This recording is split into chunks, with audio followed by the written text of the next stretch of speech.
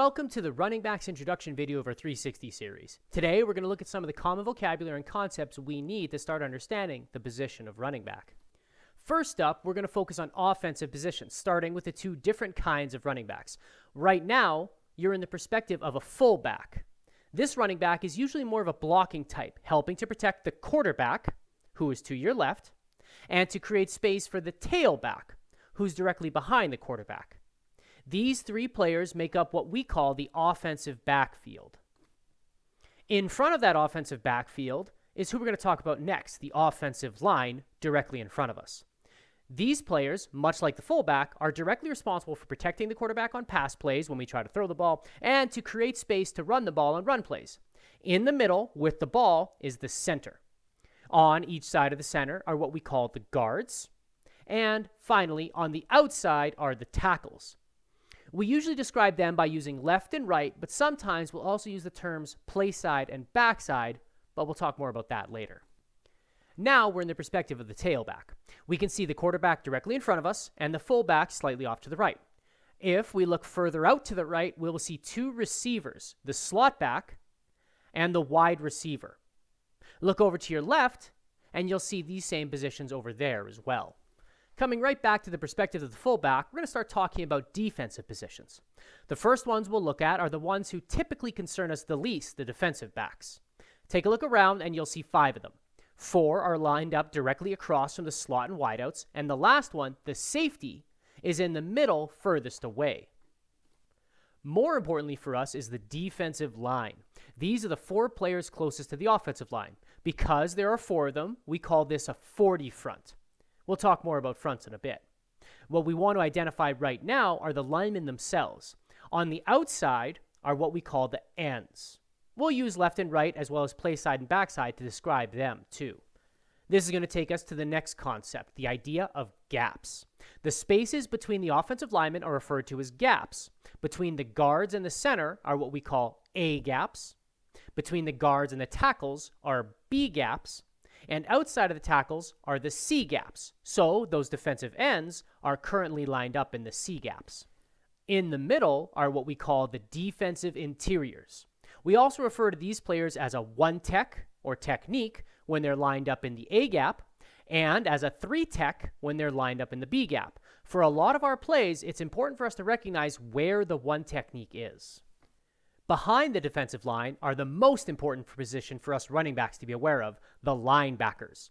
Just like the rest, we'll use both left and right, as well as play side and backside to refer to them, but we'll call special attention to Mac, the middle linebacker. Because these linebackers move around based on what we as running backs do, we're often responsible for them both on run and on pass plays. However, the defense doesn't always have to line up in that 40 front with 4 defensive linemen and 3 linebackers. Right now, you can see that there are only 3 defensive linemen. We call this a 30 front, which means there are 3 defensive linemen and now 4 linebackers.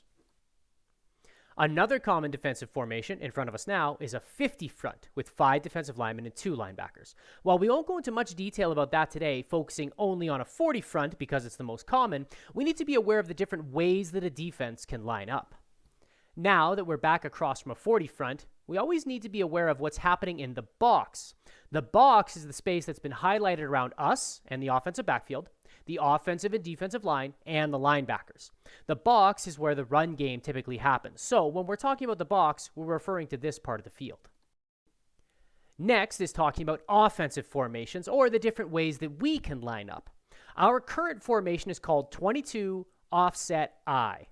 The 22 refers to the receiver set, meaning that we have 2 receivers on each side, 22. The receivers could also be in 31, which means there would be 3 receivers to the left and 1 to the right. Or we could be in 13, meaning 1 to the left and 3 to the right.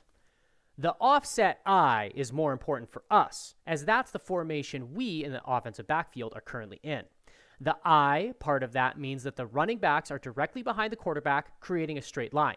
However, because we're an offset, the fullback is instead beside the quarterback, while we, the tailback, are still behind them. Our most common formation is that of sing, or single wing. That is where, instead of the fullback being beside the quarterback, he will instead be beside the offensive tackle, on the outside as a wing. In a moment, we'll switch perspective back to the fullback as they move from offset down to sing.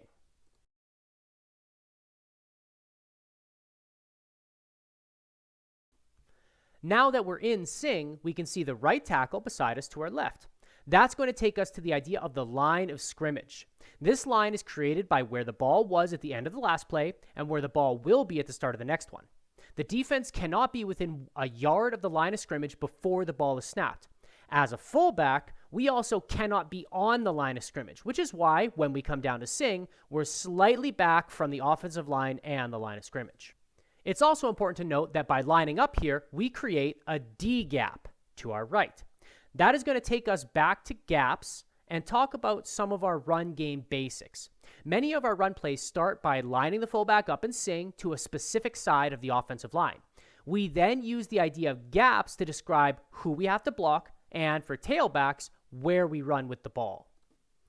Now that we're back in the perspective of the tailback, we're going to talk about what we call the ABCs of running the football. A stands for attack. Every run play that we have has a point of attack or a spot that we're trying to run the ball to. Usually, this will be a specific gap. In the video we're about to watch, we'll be attacking the right B gap.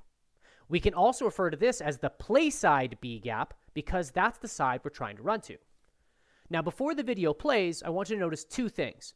One, we're going to do what's called a cross-face handoff, meaning that we're going to go in front of the quarterback to take the ball from left to right. Two, there's not going to be a defender in the play side B gap, meaning that our attack gap is open, so we can run straight through it.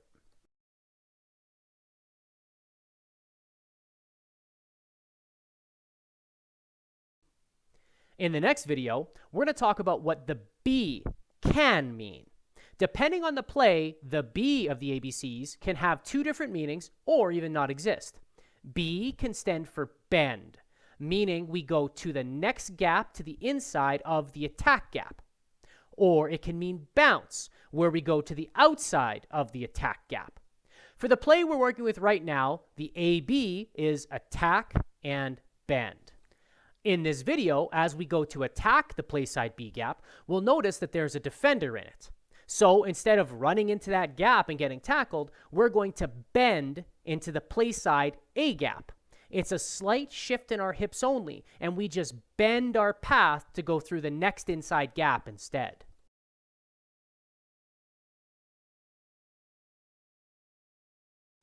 Finally, that takes us to the C of running the ball, and that also has two meanings.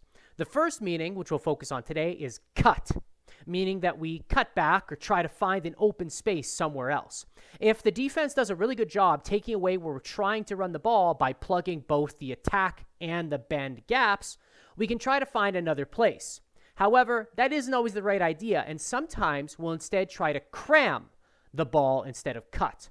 We'll learn more about cramming and what to do of it outside of this 360 series.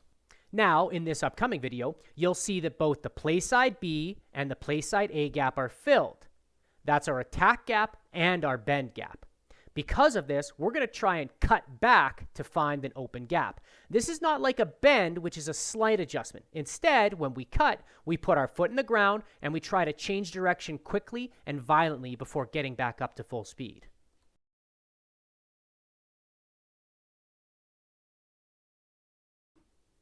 Okay, that's going to take us to the end of our introduction video here. There was a lot we went through, and there's still more to come. Up next, take a look at our pass game introductions video for running backs, where we'll talk about some of the basics we need to know for when we're trying to throw the ball instead of running it. See you there.